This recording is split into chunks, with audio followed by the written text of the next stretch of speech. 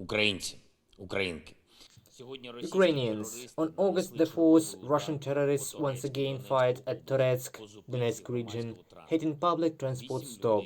8 people were killed, and 3 children are among those wounded. Residential buildings were damaged by projectile fragments and the blast wave. Those are ordinary high-rise buildings. St. Panteleimon Church was also damaged, and the priest was wounded. It was a deliberate strike by the occupiers, another act of terror, cynical and calculated. They knew where they were hitting, and they obviously wanted people to get hurt. However, we do not see clear and timely reports from some international organizations regarding this and thousands of other crimes committed by Russian terrorists. We saw a completely different report from Amnesty International, which unfortunately tries to amnesty the terrorist state and shift the responsibility from the aggressor to the victim.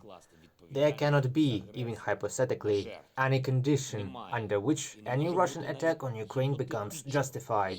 Aggression against our state is unprovoked, invasive, and openly terroristic.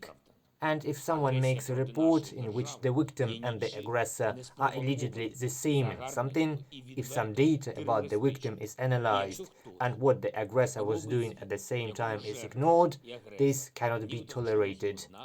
Almost 200 religious buildings alone, temples and prayer houses of various denominations, were damaged or destroyed by Russian strikes. Almost 900 medical facilities, over 2,200 educational institutions, dozens of universities, hundreds of schools and kindergartens. The occupiers repeatedly, deliberately fired artillery and mortars at people queuing for water, at evacuation buses, and repeatedly at public transport stops.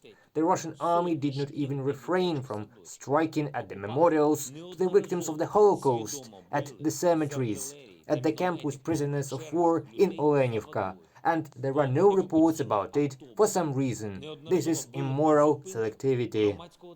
Anyone who amnesties Russia and who artificially creates such an informational context that some attacks by terrorists are supposedly justified or supposedly understandable cannot but realize that it helps the terrorists.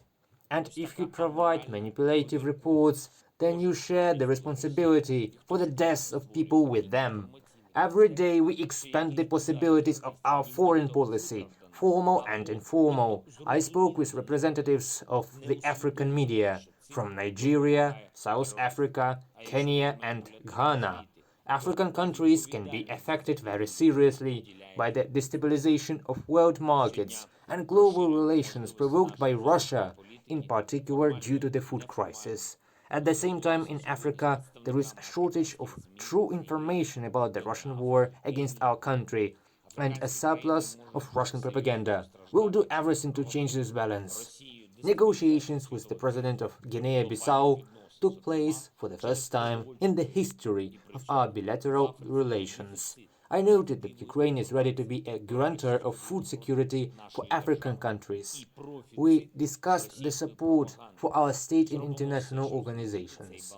On August the 5th, there will be new negotiations with the leader of an African country, and in general, only recently, we started proper communication with 8 leaders of African states. Every day and in various ways I remind some leaders of the European Union that Ukrainian pensioners, our displaced persons, our teachers and other people who depend on budget payments cannot be held hostage to their indecision or bureaucracy. 8 billion euros for Ukraine are currently suspended, and such an artificial delay of macrofinancial assistance to our state is either a crime or a mistake, and it is difficult to say which is worse in such conditions of a full-scale war. I don't want to name the European country that is slowing it down now. Let's believe that this is still a mistake and that it will be corrected. I held a meeting of the staff of the Supreme Commander-in-Chief on August the 4th. Minister of Defense of Ukraine Alexei Reznikov reported on the current provision of troops with equipment and ammunition. Commander-in-Chief Zalushny, head of the security service Maluk, Minister of Internal Affairs Monastyrsky also delivered reports. We analyzed the situation in the most acute areas of the front line. in particular in the Donetsk region. Particular attention was paid to the state of implementation of the previous decisions of the staff. All of them must be implemented by 100%. I signed another decree on awarding our warriors. 192 combatants were awarded state awards, 6 of them posthumously.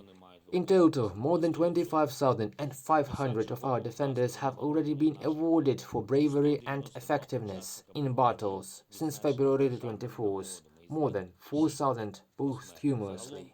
Eternal memory to all who died for Ukraine. Eternal gratitude to everyone who fights against Russian terrorists. Glory to Ukraine.